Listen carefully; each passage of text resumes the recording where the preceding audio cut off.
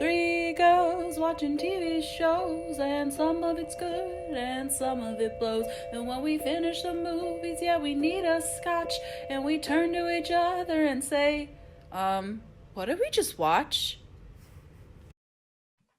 And we're live. Hello, Hello. hello. Hi. Welcome back to the show. Yeah, that's all I got. Welcome back. Emily, you want to say anything, or are you going to smile at the camera? Welcome back, everyone. Thanks And for joining. And this is What What did we what did we just watch? Oh, sorry. Today we have a treat, I guess. I feel like we're all a little delirious because the show we watched today was filmed during COVID time, but it feels like it was in a world where COVID doesn't exist. It was before times. Like before Yeah. COVID. It But it felt like it wasn't. was, but it wasn't. It wasn't, yeah. It was, in fact, filmed in COVID times because, oh my God, what is the show called? Searching Stanley- Through Italy? Yeah, searching Finding with- Italy? Searching for Italy. Searching. I'll look it up. It's called Stanley Tucci Searching for Italy. That sounds right. Kiana? I'm going. So, we're just dealing with the fact that, we live in America. Yeah. Stanley And Tucci searching not everywhere for is Italy. like this because it doesn't have to be like this. But No. anyways, we watched a show about food. And we did. Well, Emma's going to talk about how good the food looks, but yeah, we'll talk about it more together too. So we're all a little hungry. We're all a little delirious because we wish we were traveling around Italy like Stanley Tucci just got to do. So I'll run through. I'm going to do 10 minutes this time. I feel like I can for this. Yeah, they're like small segments. I think you can do it. I can do it. Okay. I'm starting at 8:09 and here we go. So it's not too much background when the show starts about why Stanley Tucci's in Italy, besides the fact that he's Italian on both sides and he wants to travel around and eat food, which I feel like is a good enough reason as any. And it was filmed during COVID, but there was like a brief lockdown, but then there were lockdown, like the restrictions were lifted, which is why he gets to go to Italy and eat and stuff. So he's in Italy and he's doing different places around Italy, but for this episode he started off in like the Campania region, which has a lot of like different cities. And the first city he starts off is in Naples. And that he mentioned that it was looked down upon because it was like a poverty-stricken place.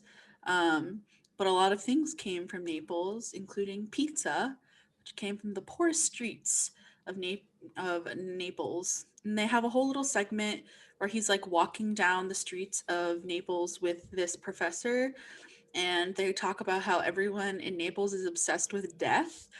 Because they all live by Vesuvius, and like it was active a few years ago, but not a few years ago, but like years ago, in the 1940s, and he talks about like it happened, like it erupts like every 100 years. Yeah, so they live. It's coming up.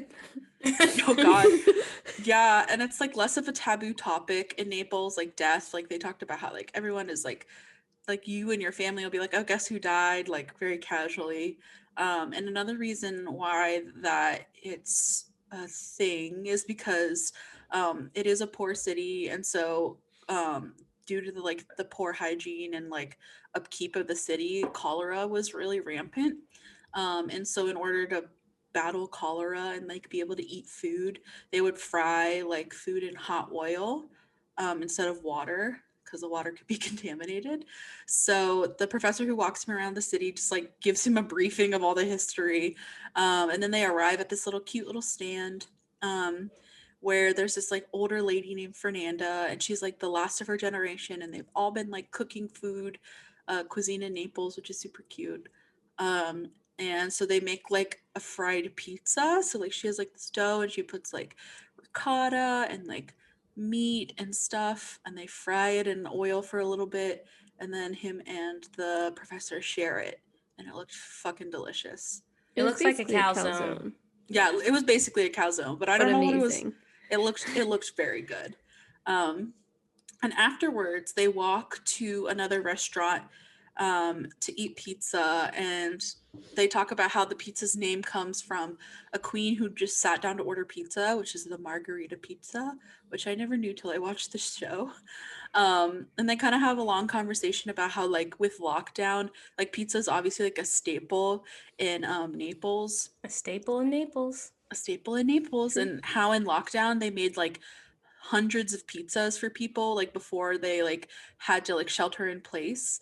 And she was like, obviously that wasn't enough, and like people don't usually make it at home because you can go anywhere and like get a good pizza in Naples. So like she was like, oh, we were all suffering and blah blah blah. But at that point the restrictions were lifted, so they were all just eating pizza out in the open. And then, so while they were eating this margarita pizza, they wanted to meet a chef who's like well recognized for making like the best pizza. So they introduced us to this chef named Enzo. And he wants to walk Stanley Tucci through all the different steps it takes to make like the best margarita pizza. So the first thing they do is they take him to where they make the fresh mozzarella, and he kind of just like watches the people like pour the stuff into the, like, I don't know, I don't remember all the names. They like The make the milk. mozzarella. Yeah, they make the mozzarella, and it looks absolutely incredible. Stanley Tucci just takes a big giant bite out of a mozzarella ball. It looks in- Squirt I want out a like bite so mozzarella badly. juice for like. Yeah. And it's like I'm hand so folded and jealous. mixed and salt bathed and all the good stuff. So they have like a whole little sequence with the mozzarella. And then afterwards, they go to find the tomatoes, because obviously that's an important part of a pizza. And so they go meet a tomato farmer named Vincenzo, who farms San Marzano tomatoes, which look juicy and delicious. They look incredible. And they talk about how, like, when Vesuvius erupted, it like covered the soil in clay, which makes it like a really like fertile and like special place to grow tomatoes, because they're like prosperous and they taste good. So they eat the tomatoes, they talk about history, and then they shuffle on back. And Enzo like makes, with all those ingredients, now that they have all the ingredients they need, Enzo makes Stanley Tucci a pizza. It looks amazing, and he makes the dough from scratch with like flour, water, salt. No, yes, salt, and that's And it. yeast. And yeast. It's very masterful. He puts the sauce that they got, he puts the cheese that they got, and like oil and, fresh basil and stuff. And they pop it in the beautiful brick oven for only 45 seconds. And it comes out a delicious margarita pizza. And Stanley Tucci is making all sorts of noises when he tries the pizza. But to his credit, it does look really good. Um, in the next little segment, Stanley Tucci's fraternizing with the cops of Naples, which we hate. And they go to a coffee stand and they order coffee. And so the police captain, pays for like a suspended coffee. So he buys three, even though there's two of them, because in Naples, since um, people were like poor, it's like a poor city, they like do things with like suspensions where you like pay, and then if a person wants a coffee that's like in need, they can get a free coffee. So it's kind of just like, what's it called when you like buy for someone Pay at it Starbucks? forward. Yeah, We pay it pay it forward. forward. It's basically Yeah. like paying it forward, and they do it with like other stuff too, not just like coffee, but like food and toys and clothes and stuff. So it's like the emphasis on like a community and coming together as a community. Um, and in this history, there was like a little like town called Scampia, where they like moved the poorest residents. They built all these like futuristic buildings, and they moved like the poorest residents of the city to Scampia. But it ended up becoming a train wreck because there was no jobs, like lots of crime, like people with like crime stepped in because like there was no job, no way to get around, like nothing was functional. So it kind of devolved into a place of like crime, and where the police and like government didn't really want to go, and they didn't want to help out because like there was a lot of stuff going on. Um, and it kind of just talks about that for a little bit, but then they talk about how the Romani people set up camp in Scampia under a freeway, and they have a rich culture in that area.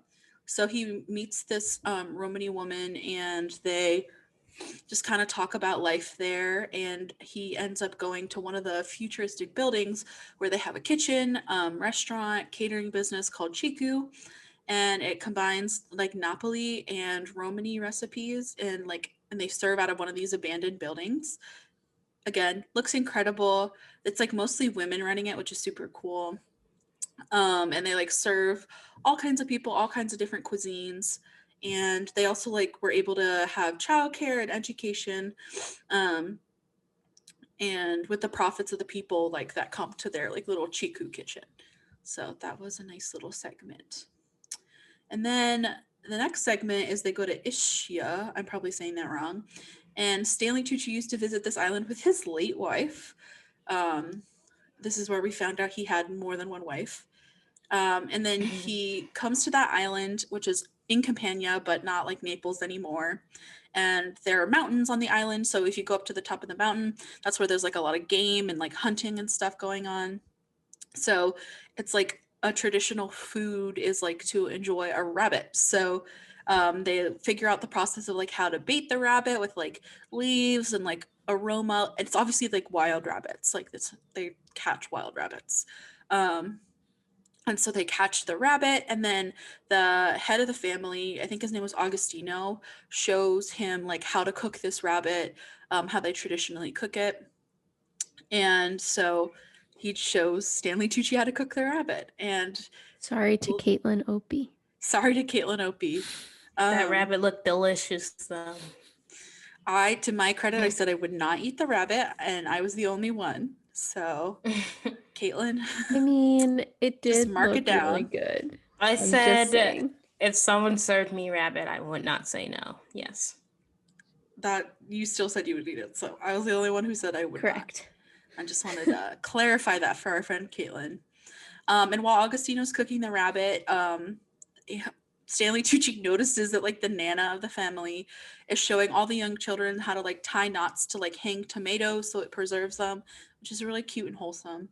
And then they serve rabbit at like a big family dinner, and all the families together, and they haven't all been together because of like lockdown, and they all were kind of grieving a loss of like the head of the family because of lockdown. Like the grandpa passed away, or the head of the family, the man. So they have this like nice dinner where they serve the rabbit, and it's like the children get to have some and the head of the table gets to have some. So Stanley Tucci got some since he was like the guest. And then they like give certain parts to certain people, and the woman, like the mother of the family, ends up with the bony neck piece because she's like the last one to get served. So it's a Unfair. whole thing, but they all like cheers to life and like have a nice meal of rabbit. um, and then he goes off to the Amalfi Coast. He's leaving this island, and he goes to this restaurant that is on the coast. It's like beautiful, like on the dock. You can like see the beautiful Amalfi Coast. And he wants to go get this zucchini pasta dish that he and his new wife, Felicity, had. Felicity, I think that's her name. Yeah, Felicity Blunt. Felicity Blunt. We'll talk about that later. And so her and him are like, they came to this restaurant, they were like obsessed with it, and they kept trying to like recreate it at home, but they were unsuccessful with that, so they wanted to come back and eat it again.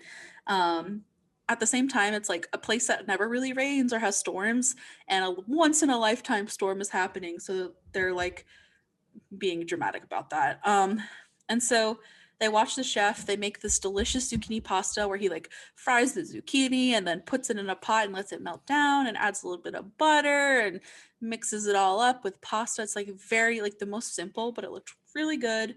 And he and his wife Felicity like chow down and are like, oh my god, this is incredible. And they also keep like badgering the cook with like questions so they can cook it at home, and like realizing that they made missteps in their recipe. And so they enjoy that they finally get to figure out how to make it for real. They don't even sit down to eat it. They're like standing No. up, just like They couldn't shoveling wait it that into their long. mouths. They couldn't wait that long. And then so then obviously the storm was brewing, and so the storm starts happening, huge hail is falling. And so they were like, in order, like they closed down, like they have like an outdoor seating part of the restaurant, and apparently it's a really famous restaurant, like tons of people are coming there, but obviously not when it's like hailing and storming. So they closed that off. And then they're like, we don't want this delicious food, fresh food to go to waste. So they just make an entire feast with like all the food from the restaurant and they just eat all of it, like enjoy an entire feast of delicious looking food. Stanley Tucci and his crew all Yep. just chow down and watch it. Yeah. And I said, I wish that was me in my notes. And then the last recipe was from Minori and it's called Lemon Delight. So Stanley Tucci goes to Minori, and meets this pastry chef named Sal, who introduced these like Amalfi lemons to like the dessert world and became super famous for it, super recognized for it. Put south of Italy on the map for this dessert. It's not usually like a place that's like recognized for desserts. So he shows like where the lemons are. They have a little lemon coffee and they're like green lemons. They look really different. And they have like a different taste, I'm assuming. And so they talk a little bit about the lemons and then they go back to his restaurant or his, I guess, bakery. And he makes this lemon delight, which looks incredible. It's like a lot of cream, a lot of lemon juice, like these freshly baked pastries. Good. He injects the pastry with like the lemon cream and dips it in the lemon cream and mixes it with limoncello. It all looks very good. And Stanley was all judgmental because there was a lot of cream, but then when he tried it, he was like, yeah, okay, this is really good. Very delicious. So it looked incredible. And then he ends his journey in Campania, which is like all those like little islands and cities, by drinking limoncello on the dock because COVID's not real. He just got good old Sal. With good old Sal, the pastry chef, and he just got to jaunt around Italy. So that was the episode of Stanley Tucci Searching for Italy that we watched today. It wasn't 10 minutes. It was close. It wasn't 10 minutes. It was close. It was pretty really close. What are we thinking, ladies? Context. I had seen this on CNN with my dad because I don't have cable. So when I went to his house, we were like watching CNN and the show came on and we were like, what the heck? So we watched it and I was like, this is the most bizarre thing I've ever seen because I just don't think about Stanley Tucci that much, I guess. So I was like, I'm going to make Kiana and Emily watch this. So I'm curious to see how they're feeling. I enjoyed it. I mean, I love Stanley Tucci. So anything with him in it. I might be attracted to Stanley Tucci. Who knows? I'll figure that out later. Stanley Tucci your type? No. Stanley Tucci is 60 years old. He's 60 years old and he's married to Emily Blunt's sister. Yes. Okay. We can talk about that first. We can talk about this. Yeah. So Kiana, tell us more. Okay. So when he first mentioned his late wife, we were like, oh, we didn't know Stanley Tucci had a wife, first of all, and we didn't know that wife died. And then Emma mentioned, oh, well, that's weird because he has a wife because she's in the next segment. So I look it up on Wikipedia and I was like, oh my God, guys, his current wife is Felicity Blunt, which is Emily Blunt's like older sister. And all of us were like, huh? And then when we saw her in the next segment, we're like, yep, they look exactly the same. They look there's a lot no alike. way. They look so alike. It just now gets me thinking about like the family gatherings with like Stanley Tucci and John Krasinski and the Blunt sisters. Blunt. I just think that must be fun. Like, I wish I could go. I would definitely go. That'd be a good time. Yeah, I definitely would have a great time. As long as Stanley Tucci wears his mask. Which he did not the entire show. I get that he's like the personality, but like at the same time. I liked Felicity's energy also. Like, I mean, we know Emily Blunt. Mm-hmm. We know Emily Blunt.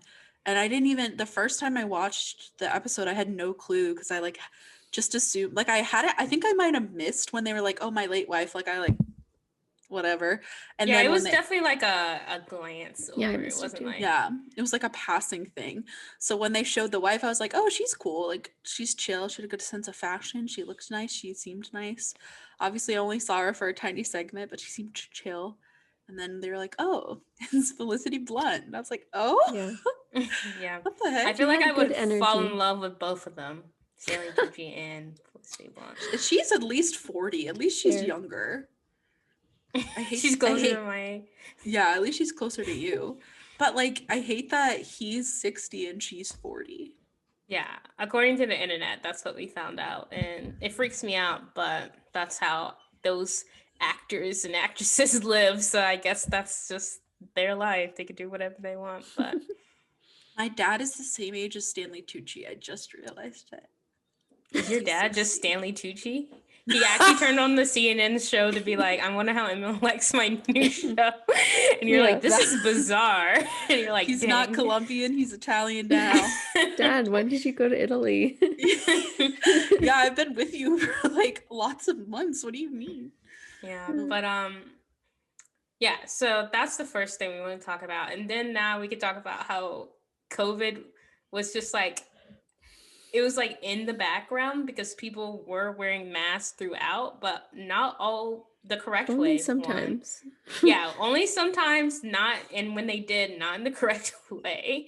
No. And I know he mentioned it earlier, but I just didn't really, because like, I do know basically Italy, basically every other Western country that wasn't America had a very low dip in cases during the summer. Right. There was a period of time for a few months where like life actually did not return to normal, but returned to like something like more like normal than we've ever had here in the last year. They were allowed to go to like raves and concerts and like things opened up. Yeah.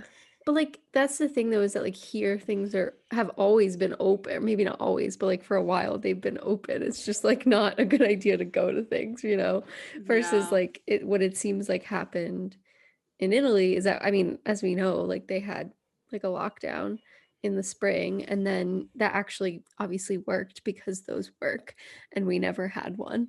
And so I did look because I was curious when we were watching the show, like I was like, oh, I didn't realize that like life was just back to normal there. And I did look at like the numbers, like you can go, like look on Google or like New York Times at numbers, and it was the case that like for a few months they had maybe like 100 cases a day or something like that, which is like not nothing, but they had it under control at that super low level for a significant amount of time. And I'm like, oh, I didn't even realize that. Like, I don't know, I just feel like there's been so much like sameness here in the US. Obviously there's been like dips and times where it's been worse, but there was never a time where it was just like that much better. So that's just, like kind of a shock to see, I think. Also because like when this first started, Italy just like ignored any like sort of precautions, remember? So like it was like the highest rate there, and then they did like a 2-week lockdown where literally no one could leave their house, and people had to like interact with people through the windows and stuff, and that really like helped calm down the spread, I think, which we haven't done, but it looked fun. Imagine. Yeah. And I did see it was like on the like chart. It was like, in the fall, maybe around the holidays, maybe just when it got colder, like cases jumped way back up, just like they did here. But yeah, it's like, imagine what it must have been like to have a few months like that. Like, I don't know. I think that would be like fun, but also at the same time, because since cases are rising up, I would feel like I would be less hesitant to go back into lockdown, like you just got out of lockdown and you're like, wow, I can finally see my friends or like do other things besides like sit in my house. And then it's like, no, you have to stay in. And you're like, no, we just got out. Please don't make me go back in, So I'm sure, like, I know in my heart of hearts that I would like go back to lockdown, but I would be really upset, like, about it still. Yeah. I feel like part of me, like whenever, like, I don't know what phases they're going to take, what steps they're going to take when more people are vaccinated and numbers are lower, if that happens, when that happens. Obviously I can't put any parameters on it, but I'm almost like, I feel like not trusting. Like if they were like, okay, everything's fine, like go out now, I'd be like, I don't know about that. Like I just feel like I'm going to have a reluctance to like, when they maybe, because like this, in theory, like they weren't in a period where people were vaccinated even, so it's kind of just like trusting, like going with the wind and being like, okay, sure, I guess things are better. Like I cannot see myself being like, okay, I'll be outside just doing normal things now. Like I'm like, no, until I am like guaranteed safe, like I'm still going to be doing this stuff. So I feel like it'd really be hard for me to personally enjoy it. So that's why it's kind of almost weird for me to see people just like taking those words at face value and being like, okay, like cool, we'll be fine. It's just weird for me. It is. It's like so hard to know how it's gonna feel, and like first of all how it's just gonna be in like say like late summer when supposedly more people, like enough people will be vaccinated. Like it's hard to know how it's gonna be right? Like what's going to happen, but it's also really hard to know how it's going to feel. Like that's something I've been thinking about a lot. Like, yeah, exactly what you're saying. Like, am I going to feel comfortable doing the things that are now safe, or is it going to just be super weird? Like, I don't know. Yeah. And so I can feel like if I was in a different country in the summer where it was kind of that situation, yeah, I don't know like how I would have reacted, or if I would have, exactly like you're saying, just been like, oh yeah, time to go back to normal things. And it's hard to know too, like just from watching that, if that really was the case, that everyone did feel that way, or if we were just seeing the people that felt that way on the streets, but there were other people who, you know, didn't did not feel that way. I'm sure, like especially the summertime in Naples, I'm sure if it was like any other like time period, it would have been way more packed than what it was. Yeah, like you're probably right, because of tourist season and things like that. So I definitely think that it definitely like it was affected by COVID.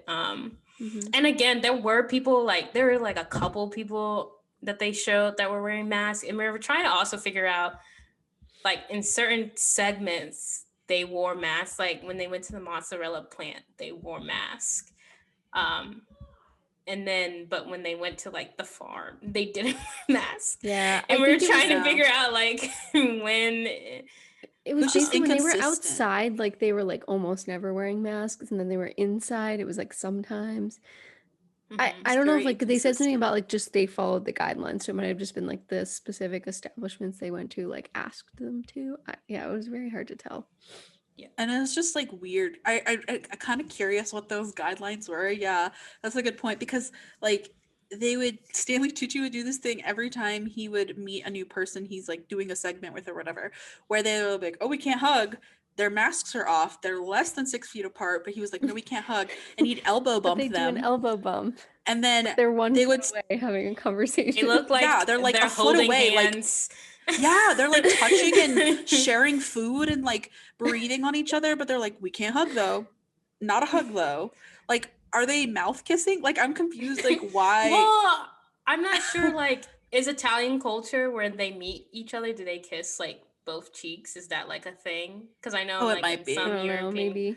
So maybe that's why. But yeah, it was still very weird that like they were like made a big deal about like not hugging, but then immediately got into each other's faces like, hey, how are you doing? Like, ready to make this pizza. The egregious one was the guy who was making the delicious margarita pizza, who had a mask on most of the time, but his nose was just like hanging right out. And I was about ready to play. My pet peeve at the grocery store. Snot ready to fly. Like that at Trader Joe's. Particles No one flying. told him to pull it up. No one said, hey, come here. And he's also like, in the also in the mozzarella factory. Also, when they were at the place where they made the mozzarella cheese. That seems right. I don't know what it's called. He took Stanley Tucci, takes his mask down, grabs the mozzarella ball with his bare hand, and just like ravenously takes a chunk out of it. And like you can see juices like come right out. And I was like, okay. Which indicates the freshness, but I'm like, whoa, slow down. You're no gloves, dipping right into the pool where other people will eat the mozzarella balls from, taking a giant bite and spewing your particles on people around you with masks. Like, I just didn't understand. But like no one was wearing gloves that whole entire time. Like, name a chef that was wearing gloves. The only people that were wearing gloves were the people that was at, I think, Chico. Yeah, I think you're right. Those were the only people that wore gloves, because the pizza man was touching his bare fingertips on all the like ingredients. Yeah, and, like, but they can't hug like though. Biting it himself and like throwing it out there. You're right. Also, okay, to be fair, I've seen some TikToks where they're like prepping food and their gloves are off in the US, and they're like, well, we wash our hands all the time, so it's like protocol, but it's like fine as to not someone have gloves. who has worked in it's probably multiple fine. food service jobs, people don't wear gloves all the time. Yeah. And I think nope. The only reservation I have with the mozzarella is that it's like in a vat of like still water. So it's not like, oh, washing your hands and making the pizza and then it'll like go away. Like, you're dipping your hands in and you're going to take your hands out and it's like in the water still. I don't know. it was a lot for me to So the watch. main problem we had about this episode was the cleanliness of it. But it looked so but good. it's okay spread of infectious disease. The hot oil, remember, it gets rid of all the disease because that's what they did in cholera times. So yeah, they literally talked about cholera for 10 minutes. They did fry a lot. Can we talk about how when we were watching the margarita pizza segment, Kiana made a noise? Do you want to talk a little bit? Yeah, let's talk about it. Yeah, I had a moment when I saw that pizza. It looked delicious. I'm hungry currently, and I might have said a noise that sounded like a moan. So, I get it. It didn't sound like a moan. It was a moan. Yeah, and then Stanley Tucci followed me up with another one, right? So it was back to back. You guys were in the same spot. I understand it. It looked like really good pizza. Good. I'm not like margarita pizzas. I don't usually go for them because one, they don't have meat, and two, I'm always very confused because like the mozzarella doesn't cover the whole pizza, it's in blotches. So I'm always like, how do you get the cheese to like go all the way to the crust? I love a good margarita. That's just how it is, and I just need to get over that hump, you know? It just feels like a lot of sauce too. I don't know. Like it's mostly sauce and then a couple blobs of cheese. But I don't dislike them. I love a good margarita pizza. But it's not like my top pizza choice. But when I saw them make it, I was like, oh, all I want right now is a margarita. Except for Emma and Emily kept that feeling inside where I released it out. Like, but I understand why you did. I get it. Let it leave your body. But can we talk about our future plan too in regards to the pizza oven? So I think this is a really good idea. So everyone else can let us know how they feel. But we've had a long-standing plan to when we are old and have money is to purchase a plot of land and build triangle homes. So we have 3 homes situated in a triangle for each of us. And so that's been a long-standing plan, but just with watching this episode, we've added a new component to that plan, which is to, as the centerpiece of the triangle, install a wood-fired pizza oven outside in the middle, so we can all come and have a potluck and enjoy wood-fired pizza that cooks in 45 seconds and is authentic Italian. And so we're very excited about that plan. I am very excited about that plan. It's a great development. I'm shaking right now. I want that. Keep it in, okay? We're recording now. I'm really. Oh no, you go, Kiana. What were you gonna say? No, I was gonna change the topic, but if you have something to talk about. Oh yeah, I was just gonna say I'm so excited about this edition because I feel like, if you're gonna get a brick oven's like a big investment unless you're like a restaurant or something, so I feel like if there are 3 houses with lots of mouths to feed, like it's basically like you're at a restaurant, like the need is there. So I would feel totally justified for us to go in on a brick oven for our triangle house plot, and I'm really excited because I'm sure there's lots of other delicious things you can make in a brick oven, but we will also be using it for delicious margarita pizzas. It'll be an excellent investment for sure. Yeah, I was gonna, because if we all have 3 kids, which we probably will not, because that's a lot of kids, but that's a soccer team, so that's a whole soccer team to field, and I think that's a good investment if you think about it like that.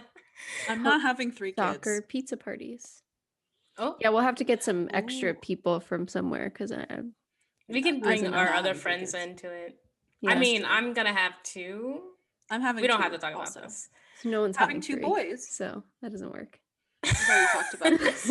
I will go. The max is 3, but the minimum is probably gonna be 2. How many kids does Stanley Tucci have? He has like a lot because he has kids with his first wife, but then his first wife had 2 kids from her previous marriage.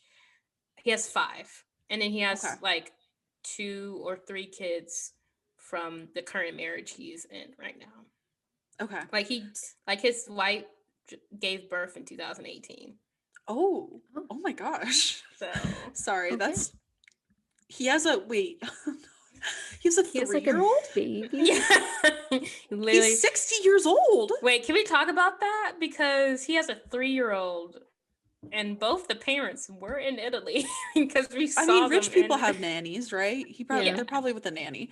But wait, he has a 3-year-old and he's 60 years old? Yes. We could invite Stanley Tucci's baby to our farm to eat pizza. Yeah, he can join our soccer team. Wait, how old will Stanley Tucci's babies be when we're like, when little child be when we're like maybe of age? Like 35 maybe? So in like 10 years, the baby will be 13. Oh, I guess it'll be a teen. He can still come. mean, it'll He can still be, come. it literally will be, never mind. We just unhinged right now. No. What's happening? I don't even know. Okay, I want to talk about the elephant in the room, and the elephant in the room is Mount Vesuvius, who just lingers around. Wait, what was the phrase that they said when they were in the tomato field, where they were like, "This soil is provided by our like friend that is lurking in the shadows over there," like something weird, like hulking in the distance on the horizon, like some weird. Yeah, statement. it was like lurking in the distance, and it was Mount Vesuvius. And I did not know that they were talking about the volcano, so I was like, "Who's lurking in the distance?" Like, we just all picture this man just like standing there with like his like little pitchfork. He's just like, yeah, that's me. Just like a scarecrow. Yeah. Wait, also how much they talked about death, like it was like super chill. Like they were like, yeah, Vesuvius blew away thousands of people. Also, there was cholera that ran rampant. LOL, we all joke about it. We love food, though. We're really y'all good at have trauma. Food. You're a victim.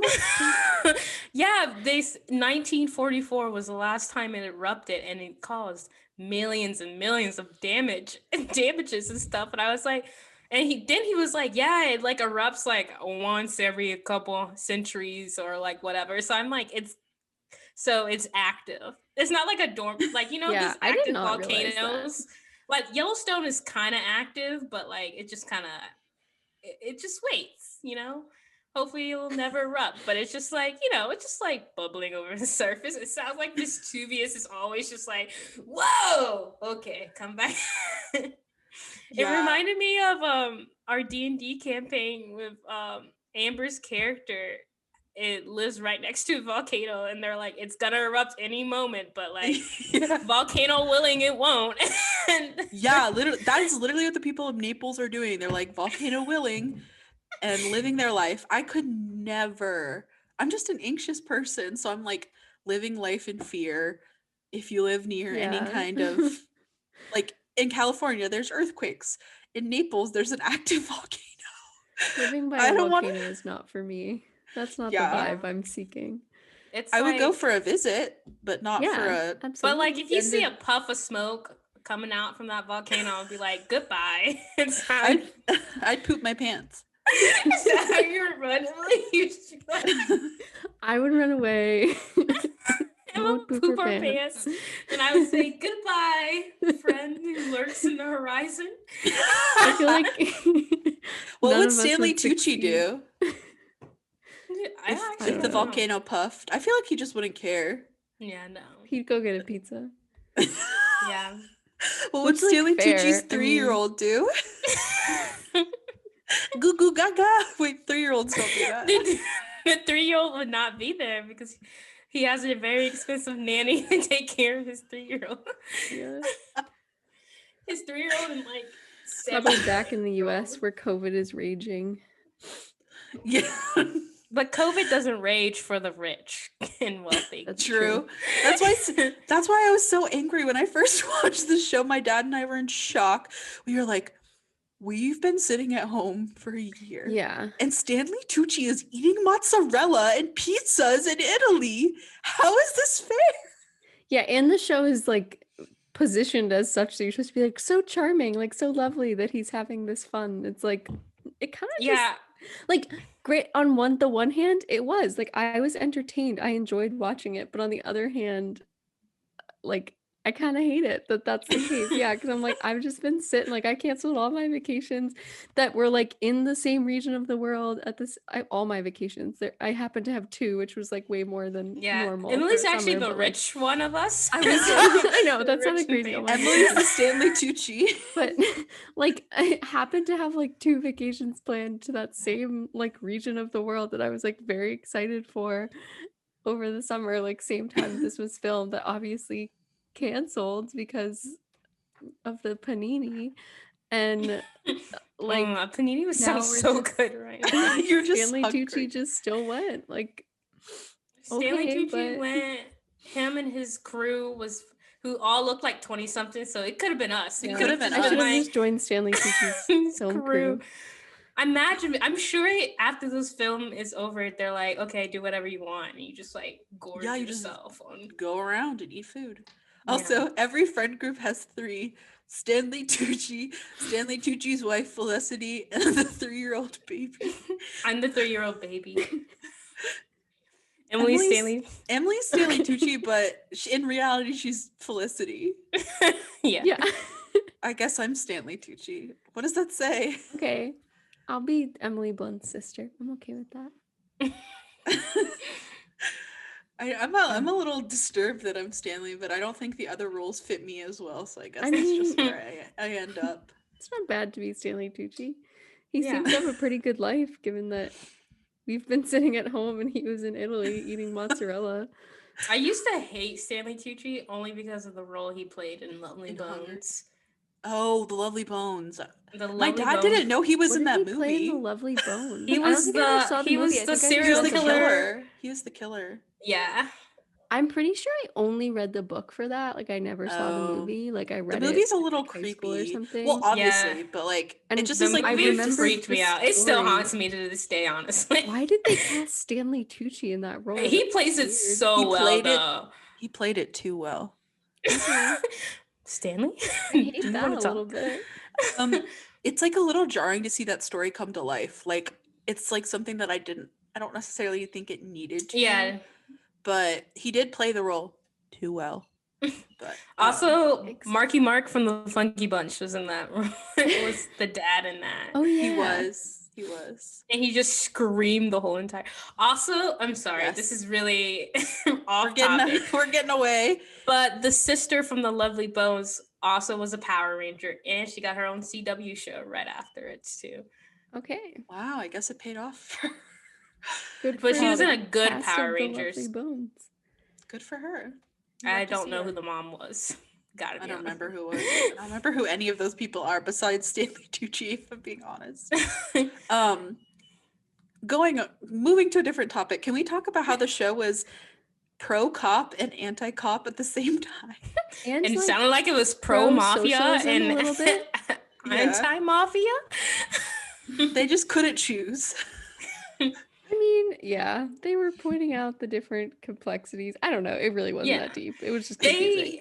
No, but they weren't like, because he had the segment with the cop, but afterwards they immediately was like, yeah, the cops and the Italian government really just shit the bed on this one. Like they really didn't help these people and blah, blah, blah. And like, they kind of let the mob just do, like the mafia do whatever they want. Just after having that segment with the cop, and we were like, hello? Literally directly, like she's not exaggerating. It was directly after.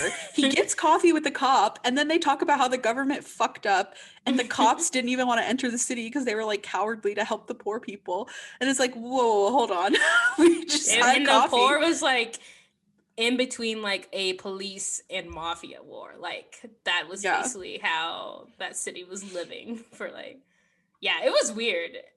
But also when they introduced the mafia, they're like, and the mafia usually comes in and like helps out. And we were like, wait a minute, what? And then he was like, yeah, the mafia just runs drugs and guns and like blah, blah, blah. And we were like, huh? They worded it in a confusing way because they were like, people, like a lot of people are like having a hard time and they really rely on like these like social, like, or not even social programs because it wasn't like government run. It was just like they rely on like people in the community, like, helping out and like giving them free like food and toys and things like that.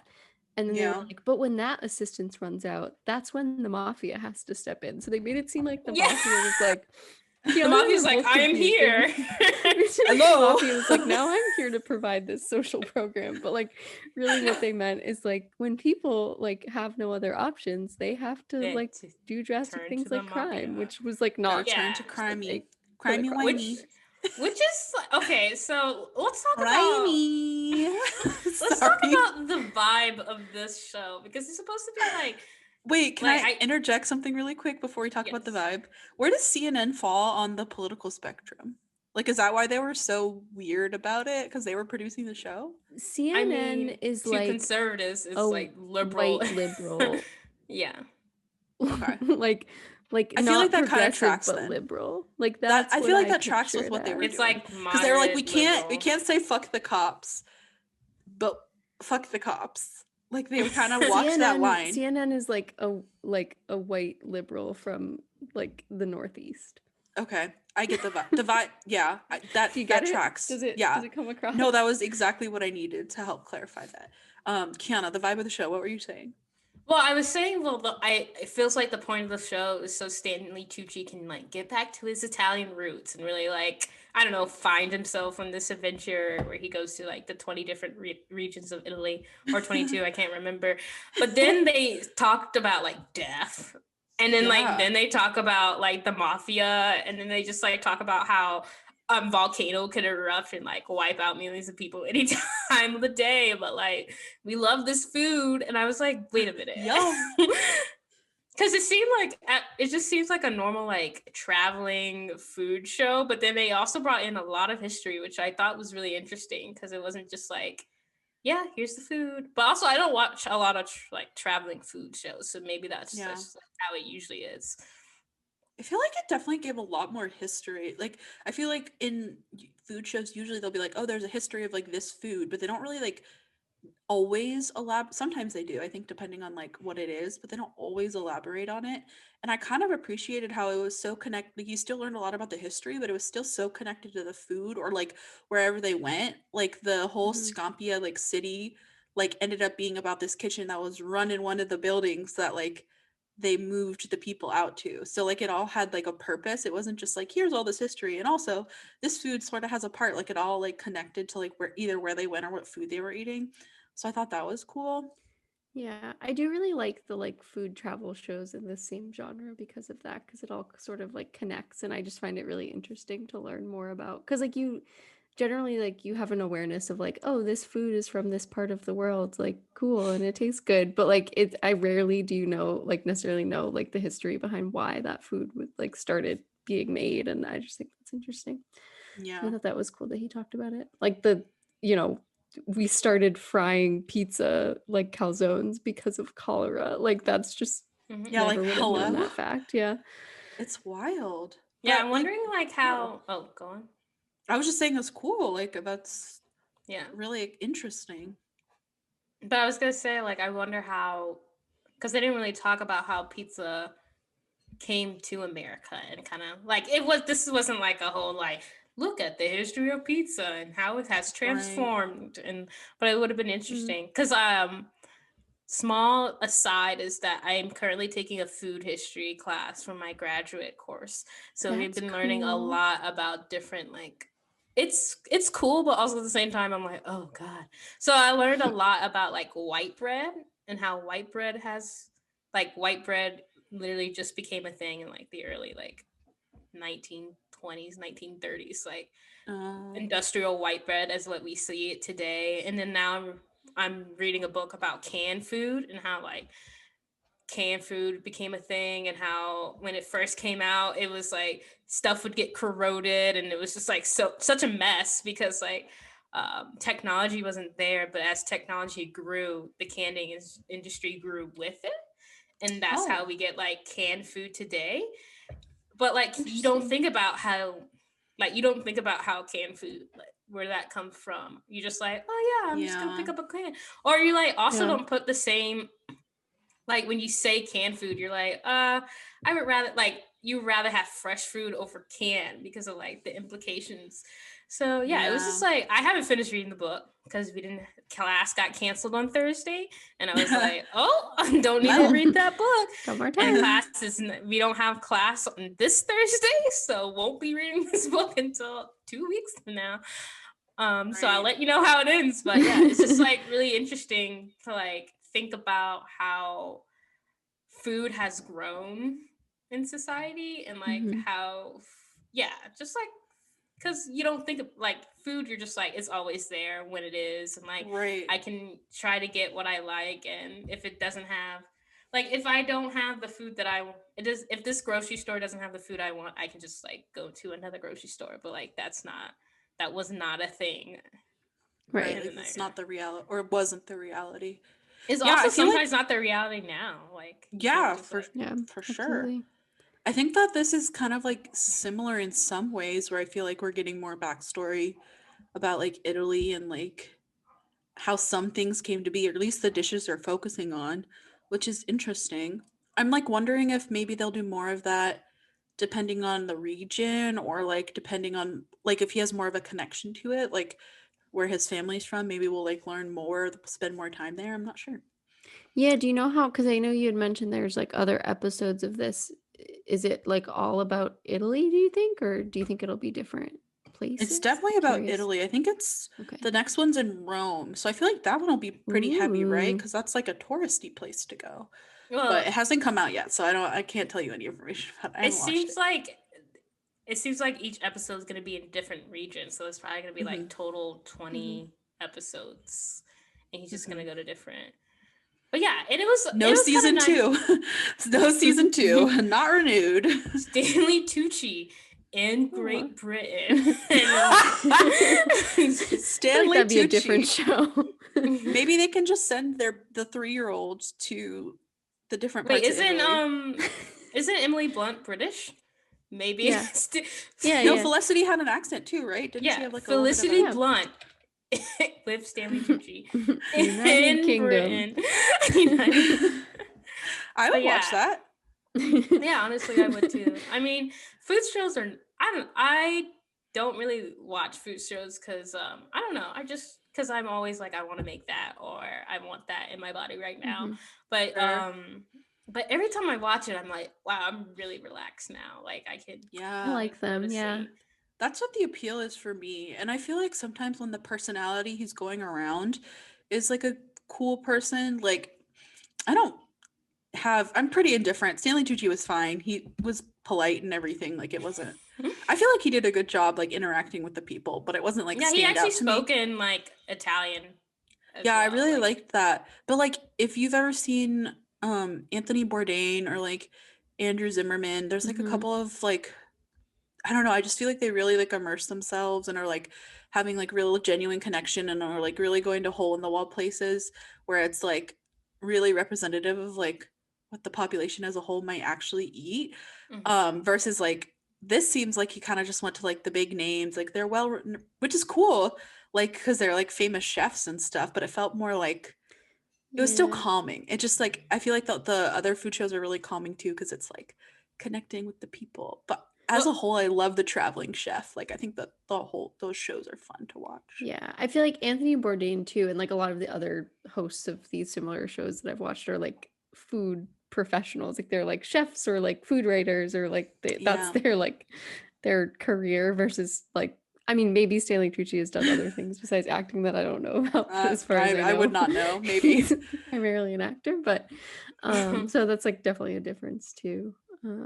Well, I was thinking because most of the food places he went to were like actual places that he's already been to. Like the last 3 were like places that he was like, oh yeah, I had this one with my late wife, or like I had this one with my current wife. Like, but yeah, we should watch the Zac Efron have like a traveling food show.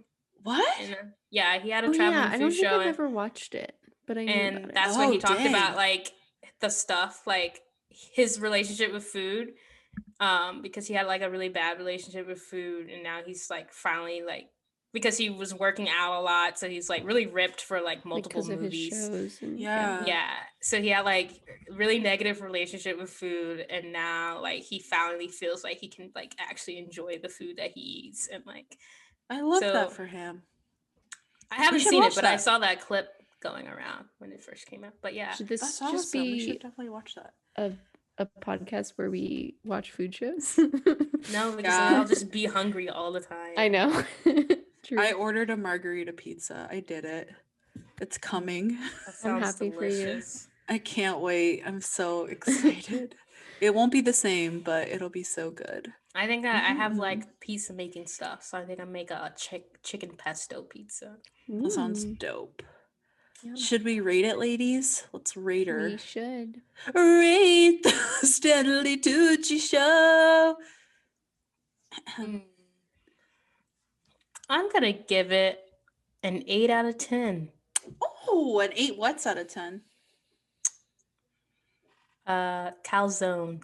Those calzone pizzas. That's what I'm gonna do because I want to eat them right now. That sounds delicious. Because it was really enjoyable. Like, I had a good time. The food looked delicious, as you already know. I had a verbal reaction to it, and it was just like a great time. Like, I hung out with my friends. We learned about Italy because I don't know anything about Italy as well. So honestly, same. Yeah, I will also give it an 8 zucchini pastas out of 10. Because I also really enjoyed it. I thought it was just like relaxing and like fun to watch, and we learned a lot about like history and food. And I think I just have to knock a couple points off for the like, please put your mask on over your nose anxiety. Over your nose, created. Enzo. Come on, That's Enzo. The only thing that I have to complain about. Yeah, I totally agree. I think I'd give it 8 out of 10 mozzarella balls. I just like, even on the second watch, like it was still like relaxing. I still felt like I learned a lot. And I enjoyed it. Like when I first heard about a Stanley Tucci cooking themed show, I was like, what the hell? But it's actually not that bad. Like I was surprised. It's pretty good. So I give it an 8 out of 10. Cool. So follow us. Go follow us on Instagram, please. And Twitter. And like and subscribe on YouTube. Thank you. And comment, please. That would be great. Yeah, go do it. Only nice things. Make this post over 2,000 views, like our Princess for Christmas video. Come on, Stanley Tucci, pull through. Please Stanley make it Tucci. So that a Princess for Christmas is not our most popular video. We all stepped up our games so much. We we're different now, and yet it just keeps, every time I check it, it's higher. Like, it has not stopped going up. It keeps like, climbing the charts. What bot is watching this video constantly? Maybe it's in a playlist or something. Grab. True. We're appreciative. However, go we're like confused. Other videos. Yeah. All right. This has been what did you just watch? What? Well, what?